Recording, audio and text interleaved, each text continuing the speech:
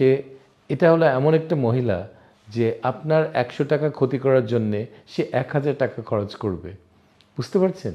ওনাকে নিয়ে সমালোচনা করা মানে ওনার যোগ্যতা নিয়ে কোনো প্রশ্ন তোলাটা আমি হাস্যকর মনে করি। উনি যদি যোগ্য না হন তাহলে কে আছে বাংলাদেশকে শাসন করার মতো যে যোগ্য? আর কোনো আর কিছু বলার দরকার নাই। আচ্ছা, অনেকে বলছে যে মানে স্লো আগাচ্ছেন তিনি। না, স্লো আগাচ্ছেন না। ওনার মন্ত্রিসভা নিয়ে খুব বেশি লোক তো না। তারা অনেক কিছু করছে। তাদের একজনের ৪-৫টা মন্ত্রণালয়।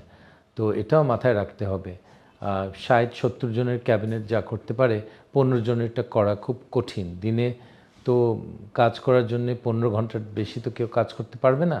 সো এটা স্লো আমি মনে করি না। আমি মনে করি তারা খুব ভালোই কাজ করছে এবং আমি পুরোপুরি সমর্থন করি প্রফেসর মোহাম্মদ ইউনূসের কাজ। অন্তর্বর্তীকালীন সরকারকে আরো একটু এগিয়ে নিতে আপনি কোনো পরামর্শ দিতে চান কিনা, বা কোনো না, সাইটে আসলে হাত দেওয়া উচিত বলে আপনি মনে করেন? আমি এখন এত বড় হয়ে যাইনি যে প্রফেসর মোহাম্মদ ইউনূসকে পরামর্শ দিব। আমি এখনও অত বড় হয়ে যাইনি। তো আমি এটা করব না। ওনাদের প্রফেসর মোহাম্মদ ইউনূস জানেন কি করতে হবে। স্যার যেভাবে করেন সেটাই আমার কিছু বলার নাই। কিন্তু 70%-এর বেশিও যারা জনসাধারণ রয়েছেন তাদের একটা প্রত্যাশা ছিল যে ডক্টর ইউনূস হয়তো ক্ষমতায় আসলেই দ্রব্যমূল্যের দাম কমে যাবে, বা যানজট কমে যাবে, বা ভোগান্তি কমে যাবে। এই প্রত্যাশার জায়গাটা প্রত্যাশাটা একটু বেশি। কিছু তো কমেছে, জিনিসপত্রের দাম কিছু কমেছে, আরও কমবে। কিছুদিনের মধ্যে আরও কমবে। কারণ সিন্ডিকেটগুলি ভাঙার জন্যে স্যার অনেক কাজ করছেন। উনি সমন্বয় করছেন যে মন্ত্রণালয় এই কাজটা করবে ওটার সমন্বয়কারী হিসাবে ওনাকে দেখেন। উনি করবেন, এটা সব কিছু হবেন। মানুষের জীবনযাত্রা আরেকটু সহজ হবে, এটা স্বাভাবিক। কিন্তু অনেক জিনিস ওনার হাতের বাইরে। ভারত যে এই শত্রুতা করে পানি ছেড়ে দিয়েছে আমাদের দেশের কতগুলি ডিস্ট্রিক্ট, ৮টা জেলায় যে বন্যা তৈরি করেছে, এটা তো ওনার হাতে ছিল না। এটা ওনার উপরে দোষারোপ করা যায় না। এটা ভারতীয়রা চেষ্টা করবে অস্থিতিশীল একটা পরিস্থিতি বাংলাদেশে তৈরি করার জন্যে। এটা আমাদের প্রতিবেশী দেশ, আমাদের বাংলাদেশের জনগণের শত্রু হিসাবে তারা চায় আরও পরিষ্কারভাবে চিহ্নিত হোক। আমরা কি করব? আচ্ছা, ডক্টর ইউনূস ইন্টারভিউতে শেখ হাসিনা প্রসঙ্গে বলেছিলেন যে তাকে চুপ থাকতে, মানে চুপ থাকার জন্য, অথচ তিনি বললেন যে তিনি চট করে বাংলাদেশে ঢুকবেন। আসুক, আসুক।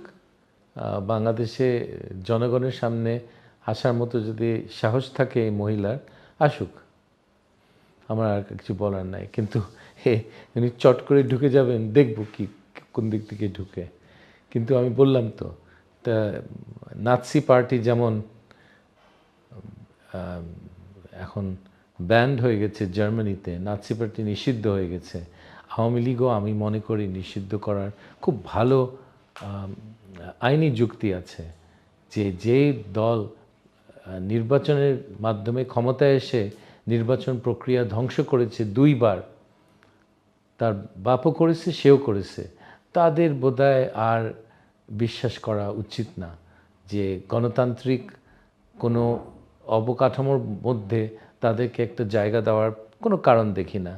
এরা এদের অধিকার তারা হারিয়ে ফেলেছে। আমি তো ওনাকে সুস্থ মানসিকতার কোনো পরিচয় দেখিনি। আমি এখানে অনেক আগে থেকে চিনি।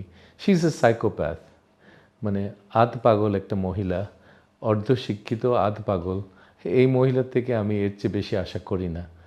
এখন সে ওখানে চেষ্টা করছে, বাংলাদেশে তার গুপ্তচর আছে অনেক, তাদেরকে দিয়ে দেশের অবস্থা খারাপ করার জন্যে অনেক চেষ্টা করছে, করবেই। মহিলাটা ওই রকমই।